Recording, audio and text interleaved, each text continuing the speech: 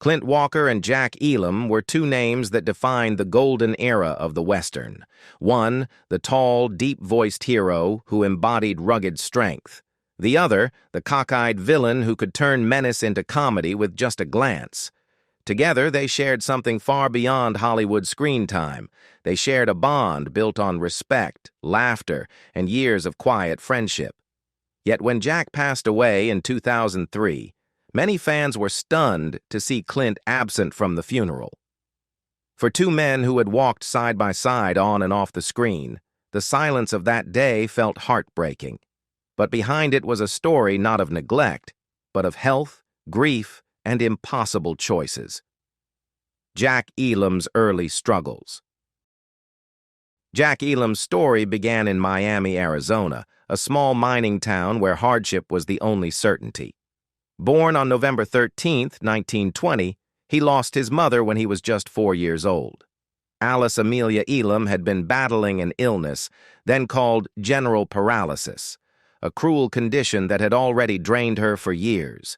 With her gone, Jack and his older sister Muriel were passed from one relative to another, struggling to find stability in a fractured family. By 1928, Jack's father Millard remarried. His new stepmother, Flossie Vanoy, was a schoolteacher, and for a while the family seemed steadier. But tragedy never strayed far. In 1931, at the age of 11, Jack got into a scuffle during a Boy Scout meeting. A pencil was jammed into his left eye, leaving him permanently blind on that side. The injury was devastating, both physically and emotionally. Doctors tried what they could, but the damage was irreversible, and eventually the lens had to be removed. Jack was left with an eye that drifted, a cockeyed look that would follow him for the rest of his life. At the time, it seemed like a cruel curse. Yet years later, that very feature became his trademark in Hollywood. Jack himself would often joke about it, recalling how a childhood fight gave him the look that turned him into one of the most memorable villains of his era. But as a boy, he couldn't have imagined that the very thing that caused him ridicule would one day become his ticket to stardom. Still, before the movies came calling, Jack tried to live a conventional life. He finished high school in Arizona, moved to California, got married, and pursued business studies in college. He worked as a salesman, an accountant at Standard Oil, a bookkeeper at Bank of America, and even managed the luxurious Hotel Bel Air in Los Angeles. He lived the life of a practical man, far removed from the spotlight. But fate, as always, had other plans, from businessman to Hollywood villain. After the war, Jack Elam returned to civilian life with a plan, steady work, a stable family, and a future built on numbers. He had served 2 years in the U.S. Navy despite his blindness in one eye, and back in Los Angeles, he became a respected auditor for Hollywood studios.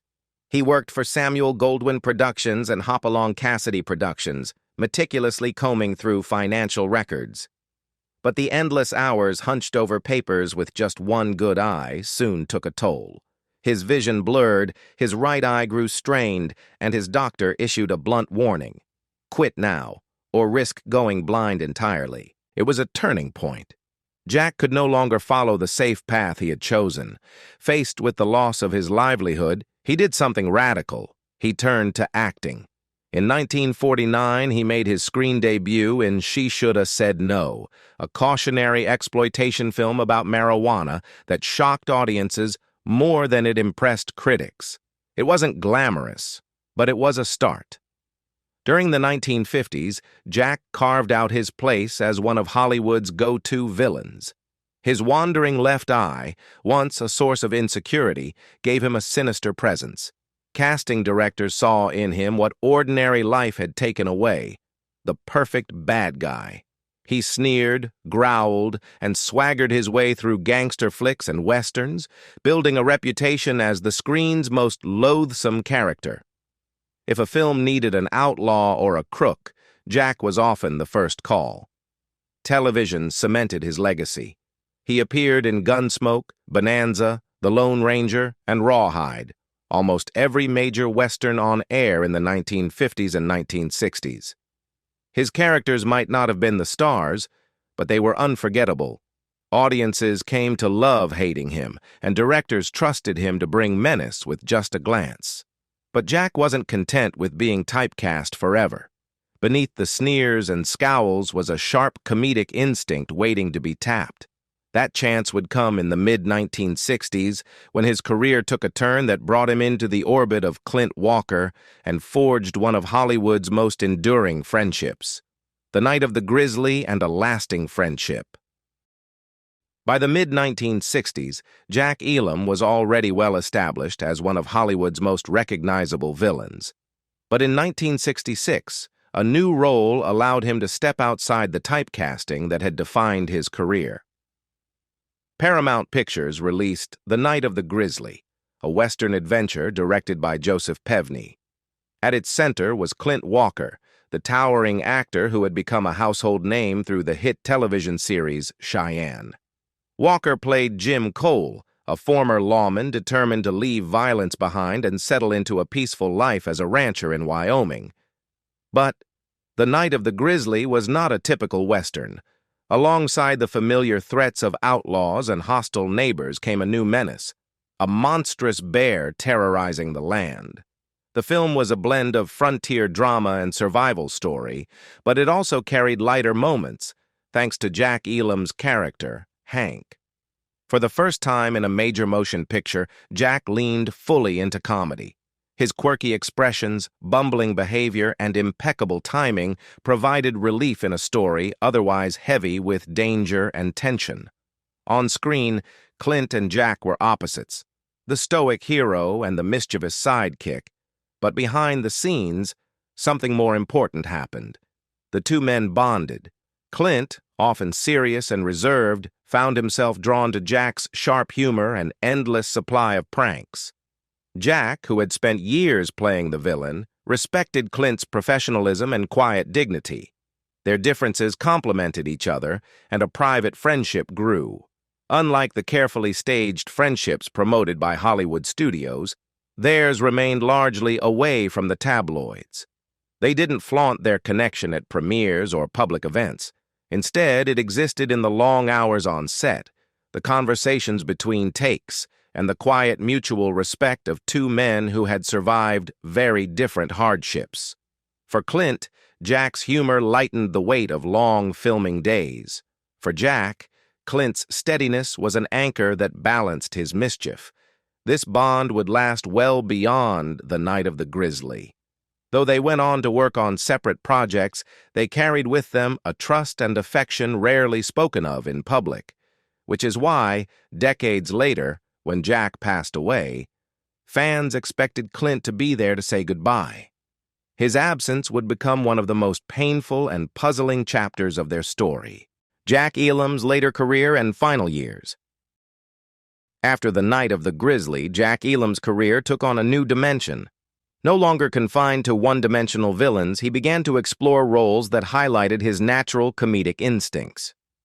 In 1967, he appeared in The Way West, alongside Robert Mitchum, Richard Widmark, and Kirk Douglas, playing a preacher whose eccentric manner brought levity to the harrowing journey of settlers on the Oregon Trail. A year later, he made a memorable cameo in Sergio Leone's Once Upon a Time in the West. Though his screen time was short, his performance as one of the three gunmen waiting at the train station, complete with his unforgettable battle against a buzzing fly, proved that Jack could make an impact without a single line of dialogue. The late 1960s and early 1970s cemented Jack's transformation into a comedic force. His roles in Support Your Local Sheriff and its sequel, Support Your Local Gunfighter, both alongside James Garner, turned him into an unlikely fan favorite. Director Burt Kennedy recognized Jack's potential and cast him in project after project, allowing audiences to see a different side of the actor. His timing, his expressions, and that wandering eye all worked in his favor. What had once been a source of insecurity became his greatest asset. In the decades that followed, Jack continued to appear in both film and television.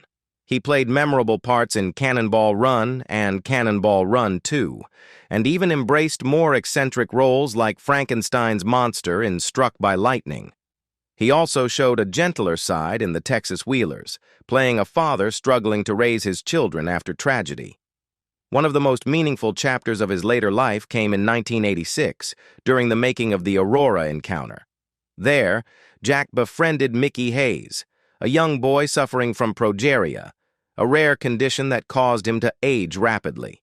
Their friendship blossomed, and a documentary titled "I Am Not a Freak" captured the bond between the aging actor and the child star. It revealed the heart behind the man so often cast as a villain. Jack was compassionate, loyal, and deeply human. In recognition of his contributions to the Western genre, Jack was inducted into the Hall of Great Western Performers in 1994.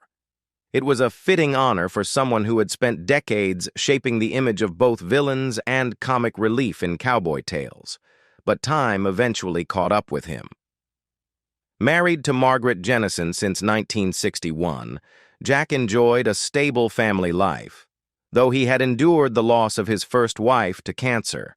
His health began to decline in the late 1990s, and on October 20, 2003, he passed away from congestive heart failure in Ashland, Oregon, at the age of 82. Fans expected to see Clint Walker at his funeral, a final salute to their friendship. But when Clint wasn't there, confusion and whispers began to spread. How could a man so close not be present to say goodbye? The answer lay in Clint's own life, one that had been marked by survival, medical miracles, and a heart that could not bear the strain of one more tragedy: Clint Walker's near-death accident and lifelong health struggles. To understand why Clint Walker couldn't be at Jack Elam's funeral, we have to go back to 1971. By then, Walker was already famous for his towering presence on Cheyenne and for roles that defined him as one of Hollywood's toughest cowboys. Off-screen, though, his life nearly ended in a freak accident that would haunt him for the rest of his days. In May of that year, Clint was skiing at Mammoth Mountain in California when disaster struck. A ski pole slipped, pierced through his chest, and punctured his heart. On the mountain, he collapsed. For a terrifying moment, his life was over. He was pronounced dead. Doctors worked desperately, and against all odds, they revived him. The survival was nothing short of miraculous, but the damage was lasting. His heart had been compromised, and though he recovered enough to return to acting, he was never truly the same. From that point forward, Clint lived with the reality that his health was fragile. He was warned by doctors to avoid unnecessary physical strain, to monitor his heart closely, and to be cautious with anything that could trigger extreme emotional stress. For a man known for his heroic image, this was a private battle he carried quietly. He continued to work in Hollywood, appearing in films and television through the 1970s and 1980s, but always with the shadow of that accident lingering in the background. By the early 2000s, Clint was in his mid-70s. Decades had passed since the ski accident, but the toll on his body was obvious. Travel became harder. Emotional moments weighed heavily on him. He lived with the knowledge that another surge of stress, another shock to his system, could put his life at risk. So when news came in October 2003 that his dear friend Jack Elam had passed, Clint faced a dilemma no one envies: risk his own fragile health to attend the funeral, or stay home and live with the pain of absence. It wasn't an easy decision. Friends later recalled that Clint agonized over it, but in the end, the warnings of his doctors and the reality of his condition forced his hand. He couldn't put himself through the journey, the grief, and the weight of saying goodbye in person. His absence was not neglect, it was survival. And it was one of the hardest choices he ever had to make. The painful choice, and how Clint honored Jack Elam. When Jack Elam was laid to rest in 2003, many in Hollywood gathered to honor the man who had given so much to westerns and comedy. But the empty space where Clint Walker might have stood didn't go unnoticed. Fans, colleagues, and even reporters wondered why the friend who had shared so many moments on and off the screen wasn't there. For Clint, that absence was unbearable to explain. Later, he admitted that missing Jack's funeral was one of the most difficult decisions of his life. He had wanted to stand beside Jack's family, to say a final farewell in the way everyone expected, but he knew the toll it could take on his weakened heart. Doctors had warned him that funerals, especially for someone so close, could trigger the kind of emotional and physical strain he simply couldn't afford. To attend might have meant risking his own life. Clint found a different way to grieve. He held on to the memories of Jack's humor, the laughter that had carried them through long days of filming.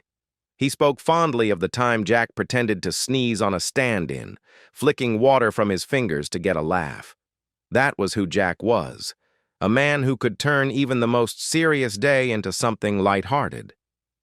Clint believed Jack would have understood his absence, that his friend would never have wanted him to sacrifice his health just to stand at a graveside. Instead, Clint honored him privately, cherishing the bond they had built.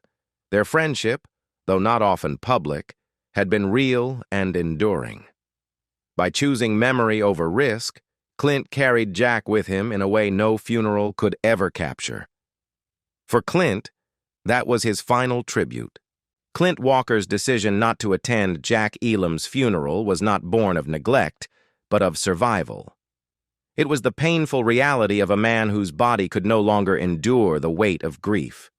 In the end, their friendship was measured not by a single day, but by the years of respect, laughter, and loyalty they shared.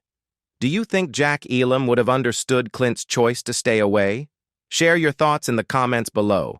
And if you want to hear more tragic hidden stories of Hollywood's legends, don't forget to like this video and subscribe for more.